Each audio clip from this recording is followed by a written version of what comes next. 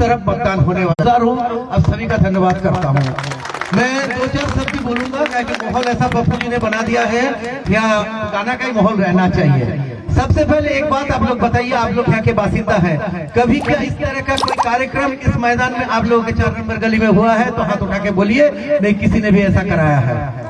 मैं बहुत पहले से ये चीज करना चाह रहा था, गणेश पूजा के टाइम से, तो किसी कारणवश मैं नहीं कर पाया था। फिर ईयर एंड में सोचा था, लेकिन उस टाइम मेरे पिताजी का देहांत हो जाने के कारण मैं नहीं करा पाया था। तो चुनाव के बारे में मैं आपको 2-3 चीजें बोलूंगा, आप लोग इस चीज पे गंभीरता पूर्वक विचार करनी है। एक नंबर, पहले तो मैं बोलूंगा कि ये एमपी चुनाव है, तो मैं राष्ट्र का, देश का 2-4 बातें आप लोगों के सामने रखूंगा। देखिए, हम लोग सब कोई चाहते हैं, कर सके हमारी माए पिताएं चाहते हैं कि हमारे बेटा कोई अच्छा काम करे। तो एक चीज सोचिए, आप लोगों ने मुझे 2022 में आशीर्वाद करके चुना था 5 साल के लिए, लेकिन अग्निवीर में जो बच्चा आपके घर से जाएगा वो जाएगा ठेका पट्टी में केवल 4 साल की नौकरी में। कभी आपने कभी ऐसा सुना है कि देश का सेना में तैनात हो रहा है 4 साल के कॉन्ट्रैक्चुअल बेसिस पे? तो ये सरकार क्या करेगी जो देश का सेना को भी कॉन्ट्रैक्चुअल बेसिस पे लेके आ गई? देश का बैंक आज वो नीलामी के कगार पे खड़ा है। आज मोदी जी को पहले बार बोले चाय वाला, दूसरे बार बोले चौकीदार, अब कह रहे हैं मोदी का गारंटी। तो मोदी का गारंटी क्या है? मोदी का गारंटी है नोटबंदी, मोदी का गारंटी है जीएसटी। दूसरे तरफ आपको मिलेगा दीदी का वारंटी। दीदी का वारंटी क्या है? लक्ष्मी भांडार, स्वास्थ्य साथी, कन्याश्री, रूपश्री, ऐसे करके 72 योजनाएं मैं आपको गिनवा पाऊंगा। आप लोगों को सबको लक्ष्मी भांडार मिल रही है ना? 500 था, दीदी ने वो राशि दुगुनी करके 1000 कर दिया है। और जो हमारे एससी एसटी के माता बहने हैं उनके लिए 1000 से लेके 1200। ये तो एक छोटा पार्ट है, लेकिन आप लोगों को एक चीज जान के बड़ी खुशी होगी कि पूरे हिंदुस्तान में सारे राज्यों के अंदर सबसे पहले मैं तो सोचता हूँ कि ये लक्ष्मी भंडार जो है ये एक तरह से महिला लोगों को सम्मान प्रदान करने का एक तरीका है हमारे दीदी का। क्योंकि एक महिला का दर्द, एक महिला का दुख, एक महिला का समस्याएं को वो जिस तरह से जानती है, पढ़ती है, परखती है और उसके ऊपर विचार करके अपना फॉर्मूला के तहत कोई काम करती है, कोई योजना लाती है, तो ऐसा कोई भी राज्य सरकार आज के डेट में हिंदुस्तान में करने में सक्षम नहीं है। दूसरा, आप लोग काफी लोग यहाँ पे हैं, काफी लोगों का घर झारखंड या बिहार और यूपी या कहीं पे भी है, तो आप लोग अपने रिश्तेदार से पूछिएगा आयुष्मान भारत वहाँ पे लागू है। लेकिन आयुष्मान भारत में 2-3 चीजें आपको याद रखना पड़ेगा। आयुष्मान भारत में केवल लाल कार्ड धारक को, अगर उसके पास 2 व्हीलर भी हो तो उसे वह स्वास्थ्य सुविधा नहीं दी जाती है।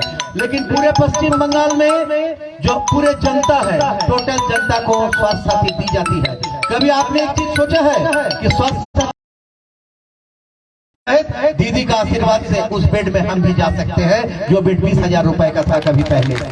आज हमारे यहाँ बंगाल में कोई भी बीमार होता है, उसके घर वाले पहले सबसे पहले साहूकार के पास जाते थे, क्या क्या चीजें हम गिरवी रखे, गहना जेवर क्या गिरवी रखे, घर की दलील गिरवी रखे। आज कोई नहीं सोचता है, आज सबसे पहले लोग पता करते हैं कि किस अस्पताल में स्वास्थ्य साथी है। तो आप लोगों को एक चीज बता दूं, पश्चिम बंगाल के सभी अस्पताल में दीदी ने स्वास्थ्य साथी लागू कर दिया है। अस्पताल में बेड मिलने का समस्या जरूर रहता है, लेकिन कोई भी अस्पताल, जिस अस्पताल का पंजीकरण है गवर्नमेंट ऑफ वेस्ट बंगाल के साथ, उस जिले का सीएमओएच के साथ, वो अस्पताल स्वास्थ्य साथी आपको प्रदान करेगी। आज एक चीज देखिए, रूपश्री, कन्याश्री, द्वारे सरकार जैसे कभी कोई स्कीम था। दूसरी देखिए, आज दीदी ने आपको क्या उपहार दिया है पिछले 10 सालों में, 2011 से लेके 24 के अंदर। पहले हमारी कोई जरूरतें होती थी तो हमें बर्धमान जाना पड़ता था, डिस्ट्रिक्ट हेडक्वार्टर्स जिला जाना पड़ता था। आज आपका जिला office, DM collector office, SP office, commissionerate office, सब कुछ आपको आसनसोल में मिलता है। आज एक यूनिवर्सिटी, जिस यूनिवर्सिटी के लिए लोग तरस गए, आज हमारे बहने, हमारे दीदी सब बर्धमान, कोई कल्याणी, कोई कलकत्ता जाते थे, आज वो यूनिवर्सिटी आपको मिल रहा है घर के द्वार में, काजी नजरुल यूनिवर्सिटी के तहत। इसलिए आपको आइंदा 13 तारीख को यह विचार करना है, ईवीएम का बटन दबाने से पहले आपको देखना है कि जो लोग अभी को भ्रमित कर रहे हैं, और मैं अगर वार्ड का बात करूंगा तो मैं आप लोगों से एक विनम्र गुजारिश करूंगा, मेरी तो अभी 22 महीना हुई है, तो इससे पहले जो काउंसिलर्स थे 2000 साल से लेके इस तरह, सबसे पहले सीपीएम का था कल्पना धीवर, उसके बाद राणा गांगुली, फिर भाजपा का काउंसिलर मधुमिता चक्रवर्ती। तो मैं इसी मंच में एक खुले डिबेट का आह्वान करता हूं कि मैंने अपने 22 महीने में इस वोट के तहत जो भी कार्य किए हैं और उन लोगों ने 15 साल में क्या कार्य किए हैं, दोनों का हिसाब जनता के सामने रखने का हिम्मत मैं आप लोगों को नहीं बोलूंगा। और मैंने इस वार्ड में तृणमूल बोर्ड के तहत क्या क्या काम हुआ है आप लोग सब कोई देख रहे हैं। जब मैं इस वार्ड में मुझे प्रत्याशी बना के भेजा गया था तो मुझे ये भी बता दिया गया था कि आसनसोल का सबसे पिछड़ा हुआ वार्ड में आपको प्रत्याशी बना के भेजा जा रहा है, क्या कि वह स्पेशल डेवलपमेंट प्लान है हमारे पार्टी का जिसको आपको अंजाम देना है। तो मैंने जब इसका सर्वे रिपोर्ट निकलवाया था मैं हैरान रह गया था कि हॉटन रोड से 100 मीटर अंदर आते हैं तो आप कच्ची खाई, एक भी पक्की मकान नहीं है, ना नाला है, ना सड़क है, ना बिजली है, ना पानी है।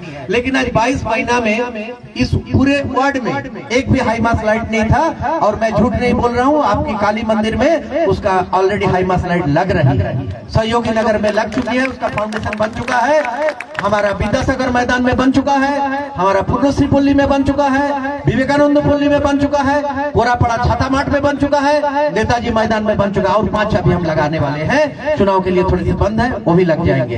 तो धर्मराज मंदिर में, सॉरी मेरे भाई ने याद दिलाया, धर्मराज मंदिर में एक हमने लगा रहे हैं। तो एक तरह से सोचिए 15-20 साल में एक भी हाई मास लाइट नहीं आया, लेकिन 22 महीना में ये चीज हुआ है। और ये हुआ है माननीय एमपी साहब ने ये लाइट आपके लिए तोहफे के तौर पे भेजा था। तो शत्रुघ्न सिन्हा जी क्या किए, ये एक छोटा सा उदाहरण है कि उन्होंने 22 महीना में क्या किए हम लोगों के थ्रू।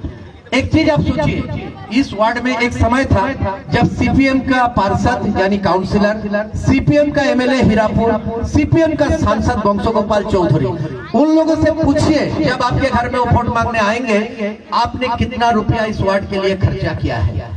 उसके बाद एक समय आया 2014 से भाजपा का सांसद, भाजपा का आसनसोल दक्षिण का विधायक, भाजपा का पार्षद, इस बीच में आपको क्या मिला, ये आपको सोचने वाली बात है। आप लोगों ने भारी मतों से वोट दिया था तो आसनसोल दक्षिण से अग्निमित्रा पाल जीत के विधायिका बनी, वो विधायिका बनी आसनसोल दक्षिण का। लेकिन विधायिका तो बनी आसनसोल दक्षिण का जहां पे 3,80,000 वोट था। 3,80,000 वोट से उन्होंने हमारे प्रत्याशी को करीबन 3100 वोट से, केवल 3100 वोट से पराजित किया।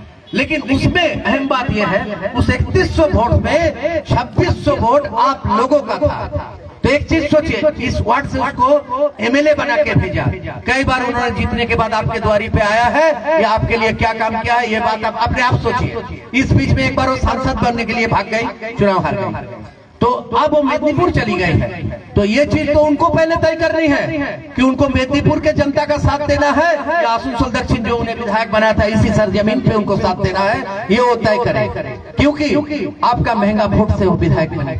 तो आप लोग अपना वोट जो देंगे, आप लोग सबसे पहले विकास की बात सोचिए कि हम लोग जो वोट देंगे क्या उससे मेरी विकास हो रही है।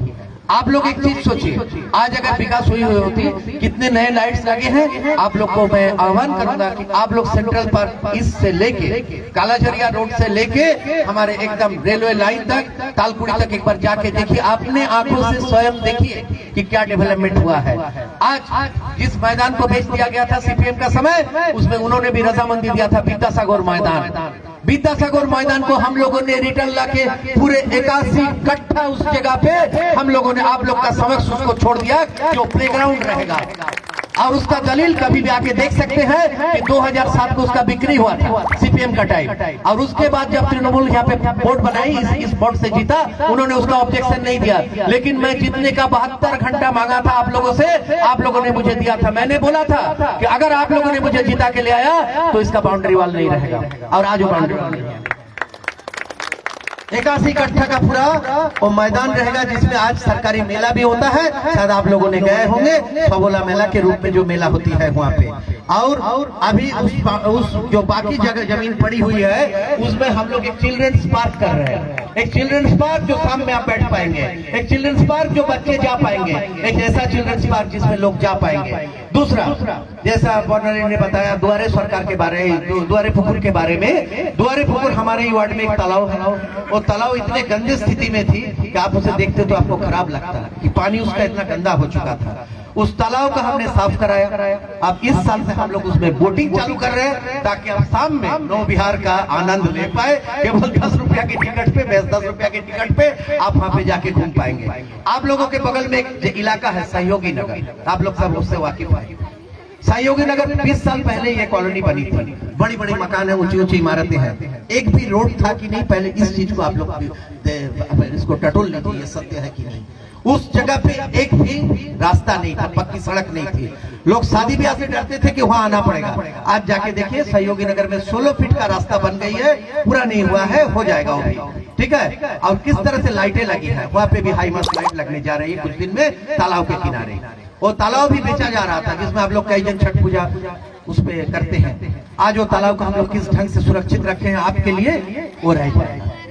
आप लोग यहाँ पे खूब धूमधाम से छठ पूजा, दुर्गा पूजा, काली पूजा, सरस्वती पूजा सभी त्योहार को मनाते हैं।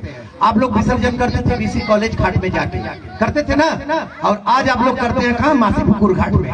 वहाँ दुर्गा पूजा की विसर्जन के किस तरह की व्यवस्था रहती है ये आप लोगों ने खुद देखा है। हाइड्रा से लेके म्यूजिक से लेके बाकी सारे पानी का इंतजाम, चाय का इंतजाम कैसा रहता है, तो ये बोर्ड ने इस काम किया है।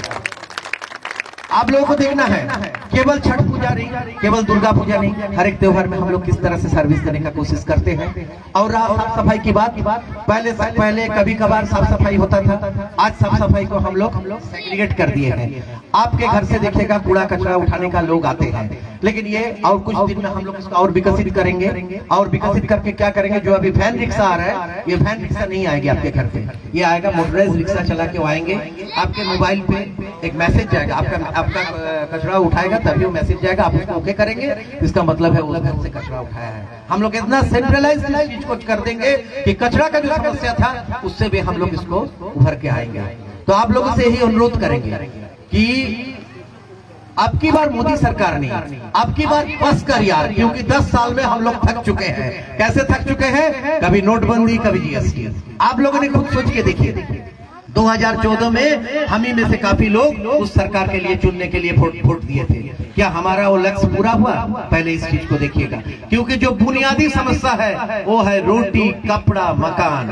आज रोटी पे भी जीएसटी है, कपड़ा पे भी जीएसटी है, मकान कोई फ्लैट खरीदने जाइए उस पे भी जीएसटी है, जो सीमेंट आप खरीदते हैं उस पे भी जीएसटी है। आज कॉपी किताब पेंसिल पे जीएसटी है, लेकिन कई सारे पिक्चर्स को टैक्स फ्री किया जा रहा है। ऐसा नहीं है कि हिंदुस्तान के लोग पहले राष्ट्रवादी नहीं थे। अगर राष्ट्रवादी हम नहीं थे, हमने अंग्रेजों से लड़ा, अपना हक छीन के लाया, तो हमारी दीदी वामफ्रंट के खिलाफ लड़ा, हमारा आपका हक सुरक्षित किया पश्चिम बंगाल में। हम आप लोग को इतना ही गुजारिश करेंगे, आप लोग से इतना ही अनुरोध करेंगे। आप लोग दीदी का परफॉर्मेंस देख रहे हैं, आप लोगों ने दीदी का परफॉर्मेंस बेखूबी देखा है पिछले 11-12 साल में, कि किस तरह से पश्चिम बंगाल में जो अवस्था था, आज freedom of speech, right to democracy. सबसे बड़ी बात देखिए, किसी को बोलने का अधिकार, सीपीएम का टाइम में अधिकार नहीं था। आज देखिए विरोधी देवाल लिख रहे हैं, तो ये है डेमोक्रेसी का नमूना कि हम लोग विरोधी को भी काम करने दे रहे हैं, लेकिन ये दूसरे जगहों पे नहीं होती है। तो हम यही आप लोग से गुजारिश करेंगे कि पश्चिम बंगाल में जो विकास की लहर चल रही है, इस वार्ड में विकास क्या हो रहा है तो आप लोग डिसाइड करेंगे। आप लोग अगर उससे संतुष्ट है, कहे कि आप लोग, हम तो बोले खुले मंच में जो लोग वोट मांग रहे हैं वो लोग हमसे डिबेट पे आए, तीनों जन आए, जो तीनों पिछले पार्षद है, तीनों जन आके बैठे, टेबल चेयर हम लगाएंगे, कुर्सी हम लगाएंगे, आप लोग खाली हमें साथ दीजिएगा कि क्या डेवलपमेंट हुआ है, तो पता चल जाएगा डेवलपमेंट क्या होता है। उन लोग, हम तो यही बोलेंगे कि डेवलपमेंट में शरीक होइए, तृणमूल कांग्रेस का साथ दीजिए, वार्ड का विकास कीजिए, देश का विकास कीजिए, देश को सुरक्षित रखिए।